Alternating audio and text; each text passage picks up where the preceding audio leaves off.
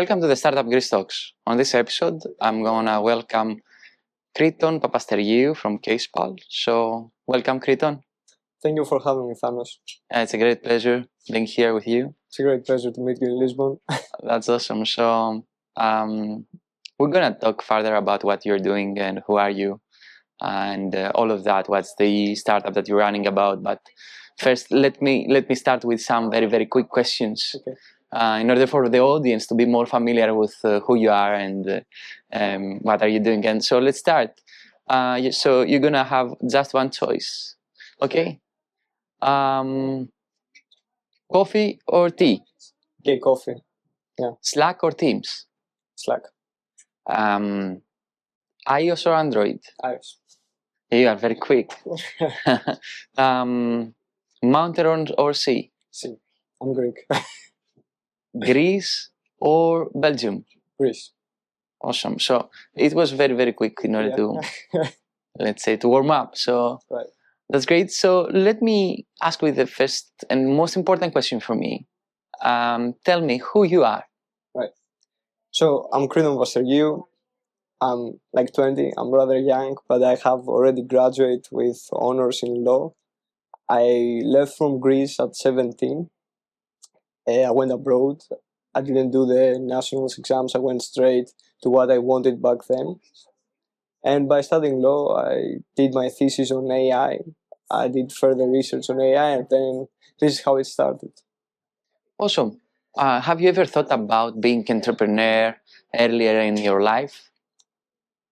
It wasn't that I thought about being an entrepreneur. It's just that I was always a divergent thinker. I was always perhaps a bit creative. When I was in school, I liked arts, I liked sports, I liked feeling like a winner. I liked doing all this stuff. And when I went to law school, I realized that most of my classmates really wanted to work in legislature, like work in regulation. I really quickly found out that this is not my path. I had so many ideas, I had so many ways of solving problems, and then this is how it started. I just organically started having ideas, starting testing stuff, and this is how we came to Casepal. Did you have any role models from your family or from the environment that you grew? I don't think I had a specific role model from my family. However, they were very helpful. They were very helpful to the extent that they allowed me to be free. They allowed me to have accountability for my own decisions. And that really helped me throughout my life. Because I was able to say, okay, I'm going to leave Greece, I'm going to study abroad, but I own the decision. I understand the consequences, but I'm still going to go for it. And this is how it's been working for me the past 4 to 5 years. Awesome. So you tried to combine your studies and your personal, your inner thing, your inner soul with the passion on the product that you are working on and you are building. So tell us more about Casepal and how you came up with this idea. All right. So first of all, Casepal is an all-in-one tailored AI tools for law firms and in-house legal teams. So we help the lawyers to be more efficient and effective in their everyday legal work. Now the idea came a bit, like it wasn't the first idea that I have with regards to legal tech. The first one was, it was basically mostly for consumers, for everyday people to connect better with lawyers. It had crowdfunding elements. It had ways to crowdfund, for example, your case or get the best lawyer in the city for your particular issue. But then I did some research on the AI Act. I was also in the honors program that we were doing a research with researchers from the computer science department. And I dug deeper into this and I was very interested. And I was like, okay, why small law firms, why in-house teams are not using this yet? I utilized ChatGPT or elements of LLMs within my research, within my everyday work, but most lawyers that I know, they are not using it yet. So this is how it basically started. Like a thought that for me was, as an idea, I think it's straightforward. When you are in the sector, you see the technology coming and you see that it's not to the players yet. It's perhaps a straightforward decision to start working on it. The industry is, of course, a little bit traditional, let's say. I'd like to be kind. So tell us more on how is it to be on that industry, and especially you're in a young age, so how the people that you meet, um,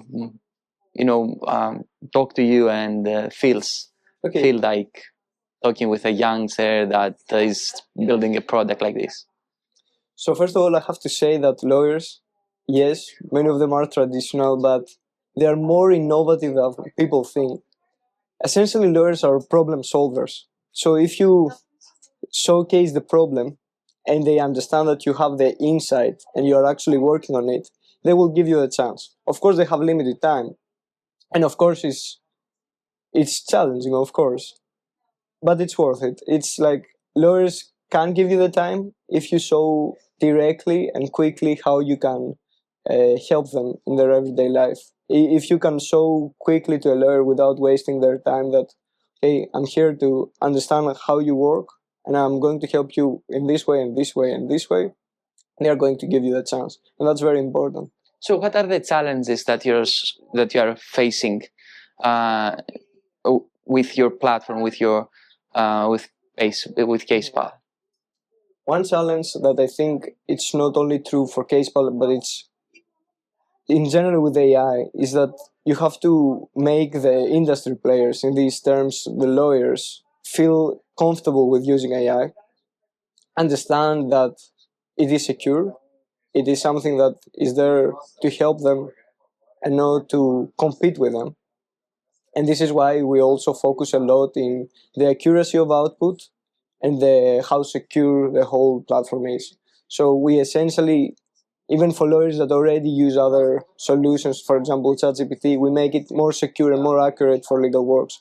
Because there have been many cases that lawyers had bad drama with citing cases that didn't really exist because the ChatGPT hallucinated them, basically.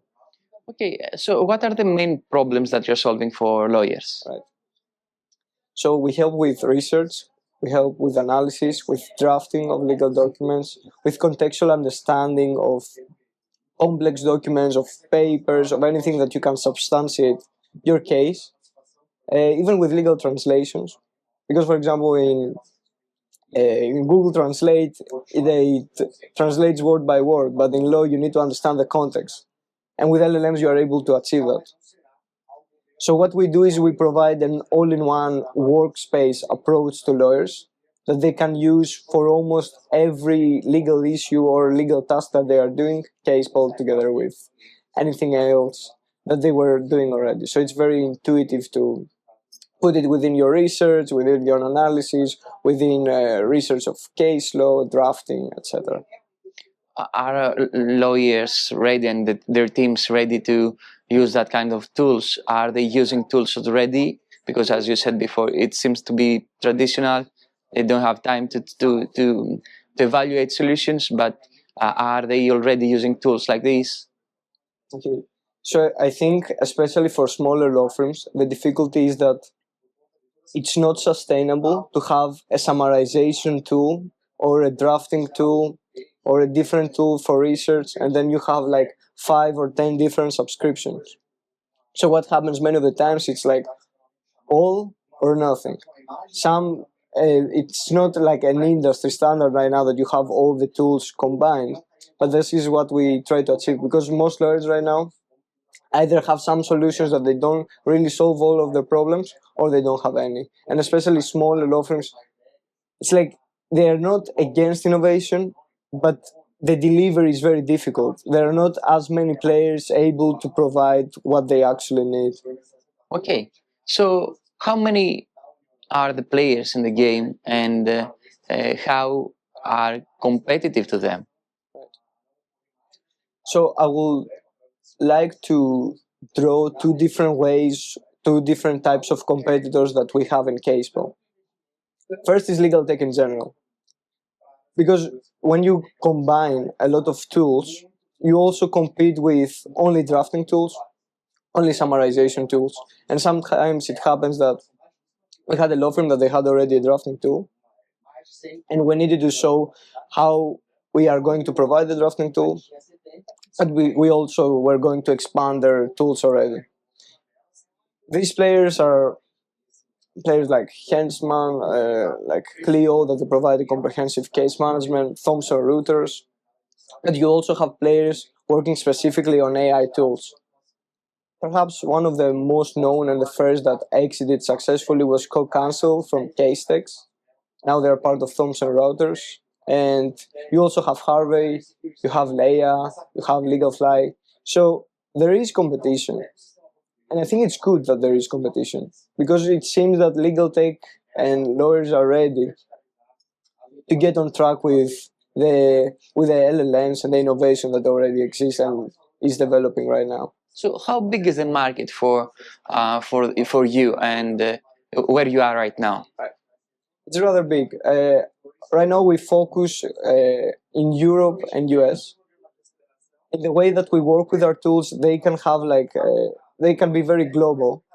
So essentially, the way that I would calculate our TAM is that taking the number of lawyers, which in the US there are 1.3 registered lawyers, and 1 more million for 1.2 more in Europe. And we will multiply this with our price, and you will get around 11.5 billion total addressable market. So what's the market? How big is the market, and how you would like to acquire on this market? All right. Okay. So the way that I see about the market is that we calculate the amount of lawyers in US and EU. It's roughly 2.4 million. We focus specifically on SMEs and in-house, which is actually the biggest part of the market.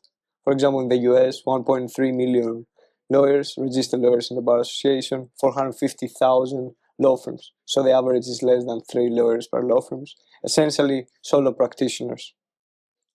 How we do it right now is that we started on September free trials with law firms from Greece, from Belgium, from Austria, from Germany, and also in-houses from Estonia and one legal clinic from the US. So we had an all-around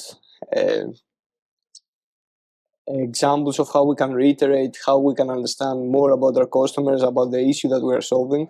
It really worked. It really worked globally. We managed to convert all our free trials to paying customers, and this is how we are going to keep going. First of all, making a product that will sell mouth to mouth by doing cold outreach and by being present to the leading conferences in legal tech and AI in general. How many customers you have on board right now?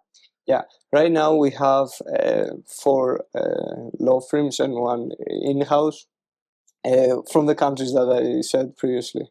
Awesome. So what are the next steps? How you gonna go to reach more? Are you planning to stay in Europe or to go in the US or to do it at the same time? As you said before, you are in countries all over Europe and you have set it up the company in the US. What's the plans that you have right now? Our starting point will be Europe. We will focus a bit more in Europe. We started a successful entry in Greece, and we're going to focus a bit more in Greek market, Cypriot market, but also Belgium, Austria, Germany, the countries from West Europe.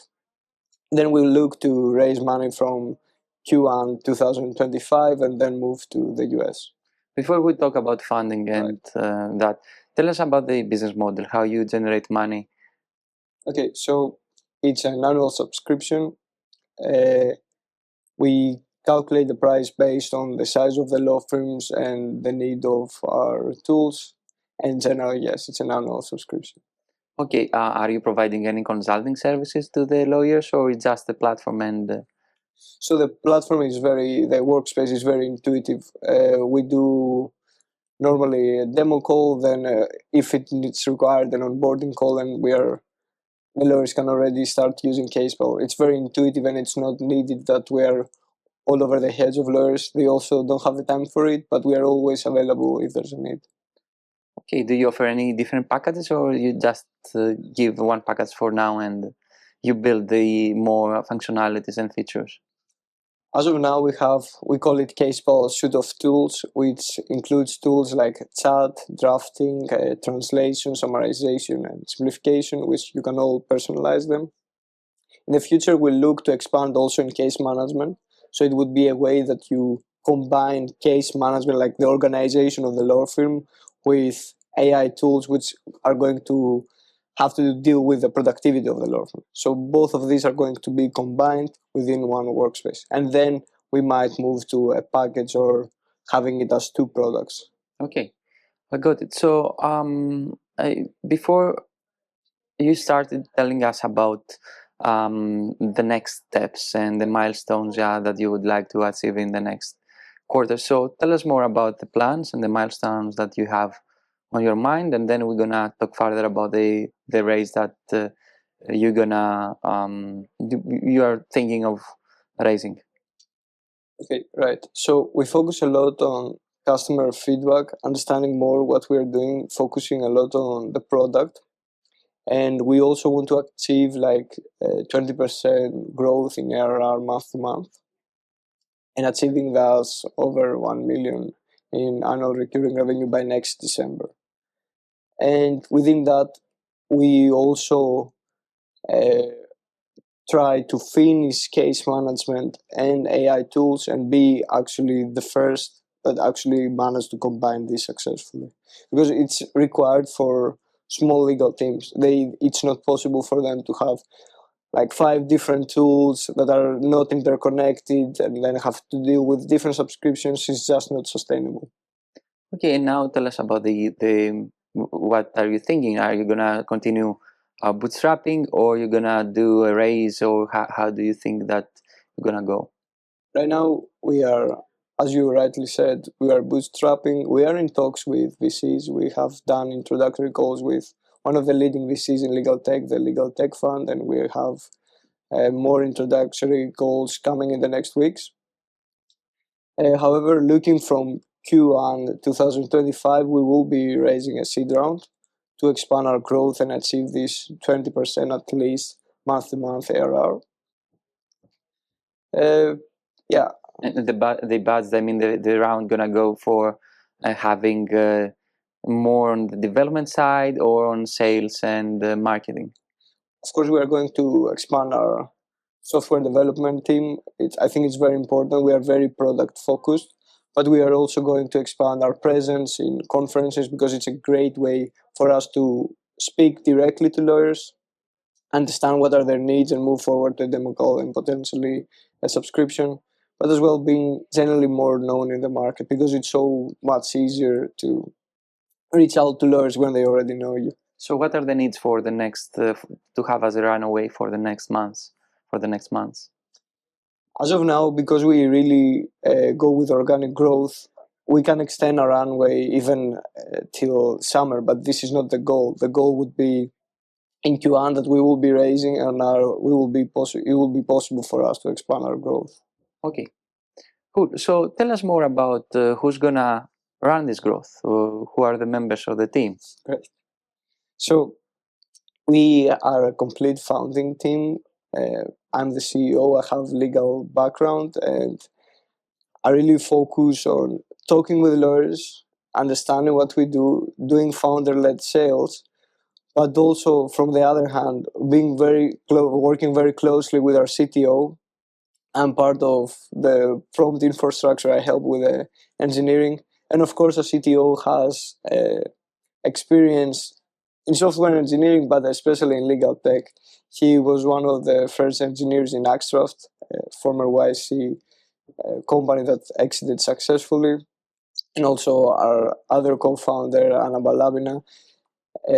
She's our CFO. She worked in Oric, one of the leading big law firms, and she has both legal backgrounds and business. So we do together sales, and we move forward our growth. Before you told us about that you are product focused. Right. So could you share with us some more about the technology that you're using? Okay, so we leverage LLMs, the state of the art of LLMs. We work very diligently on our prompt infrastructure. So the AI follows legal methodology, goes step by step. You cannot go another way. Yeah, of course. Dealing with the lawyers. Of course, of course. And one other part that is very important, especially right now for LLMs that are put in use in industry and specifically for lawyers is that the UI really guides the user. The UI really needs, the user interface really needs to be intuitive, really needs to be familiar to the lawyer, and it really should not take any more of its time. Like that's the whole purpose, that the lawyer saves time, that the UI is intuitive, the AI already knows how to follow legal methodology, is already accurate enough to be used for legal work. All this stuff matter a lot in what we do. Okay, so we talked about AI, LLMs, and all of these trending words. So, what are the trends on the legal tech world? Of course, AI, but is there anything else? What you think that we're gonna see in the future?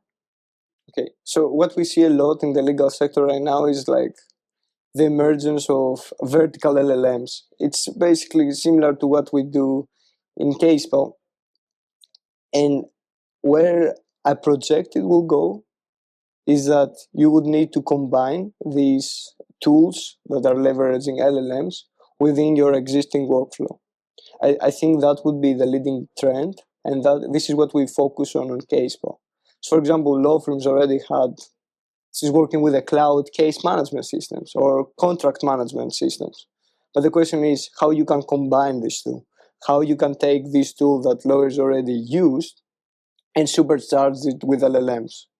And this is, I think, where we would be looking at in the next 2 to 5 years in legal tech. Okay, so now we can talk further about your what's the most let me ask you what's the most beautiful thing or that you have from Greece and what you like in Greece and you don't what you don't like. Okay. So one of the most important things is that right now we live in a world that people are moving. People are moving all around. It's easy to work to an extent virtually.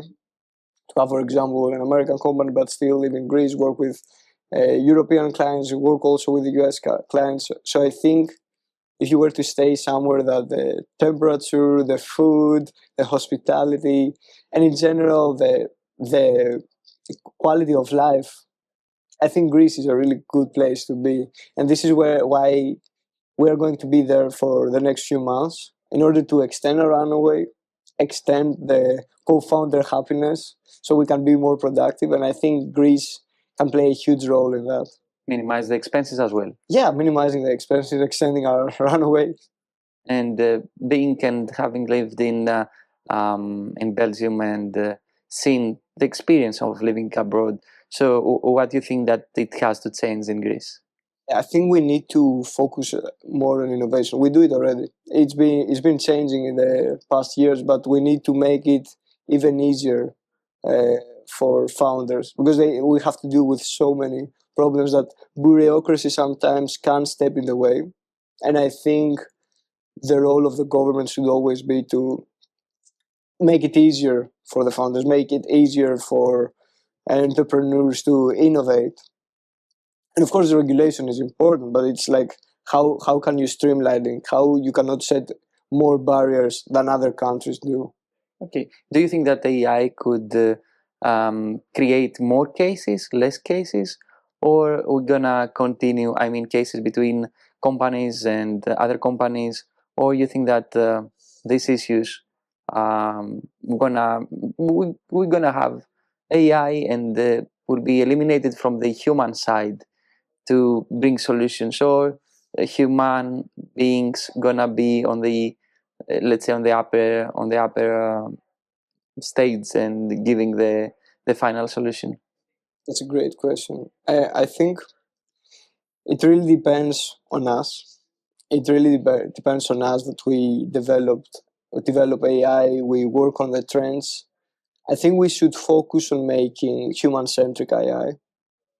I think that's very important also for the lawyers to understand that we are making tools to make them more efficient and more effective rather than replace them. Okay, got it. More cases. Well, yeah. Okay, so give us the big vision of Casepal. Yeah. Okay, that's perhaps my favorite question. it has to do with what I was saying earlier. What I saw, and this is very prevalent for smaller legal firms, like for teams under 20, for teams even under 50, or for solo practitioners, is that legal tech is not very, it's not very there for them. It's really not there. And I think the solution for this is to bring, and it's possible only because of LLMs now, right? Because previously you need to have the NLPs, you need to have machine learning algorithms which take more time to make, so it was not very sustainable for startups to start creating everything, but now it is. So if you can combine everything and you can provide it in a subscription that is sustainable for a smaller law firm, then you can capture a market that was never captured before in legal tech. And that's what we are striving to do, to provide legal tech to even smaller law firms, to even in-house that, there are in-houses with 3 people, 4 people, 6 people, and still big companies, because having an in-house, you are already a big company. So why you think that you're gonna make it now, and why is it needed to be done now? Yeah, I think the question is like, it can be done now. It couldn't be done before. It wasn't sustainable to be done through the previous AIs that we had, because they were very restricted. It was also like most legal tech was focusing on finding a specific solution to a specific jurisdiction for a specific practice. You don't have this anymore with LLMs. You can create a workspace, you can create tools that are going to be applicable to an in-house in Estonia, but also to a solo practitioner in the US, and also a law firm in Greece. And this will make a huge difference. And if you can combine these suite of AI tools with the tools that they were already existing, like case management, contract management, I think then you can be a leader in legal tech. Wow. Okay, so let's wrap up, and I would like you to tell us what's your favorite quote, or what makes you um, Okay. to continue with this passion, and Allow me to paraphrase, because I don't think I will remember exactly. But I think one was from Bill Gates, that he said that your greatest source of learning is your most unhappy customers. Mhm. I think that's very important, because from the unhappy ones, they still didn't say no. They still work with your solution, but they see the problems. They tell you the truth, and this is very important when you build a product. Another one is like from Steve Jobs, and it has to deal with perseverance and persistence. I think that's also very important, especially in what we do. I think the most important is not on the idea, but on the execution, and that requires a lot of persistence. And I think the Casepal team has it. Awesome. So it's great having you. I would like to wish you the best, and looking forward to have your updates. Thank you so much, Thanos. Thank you for having me.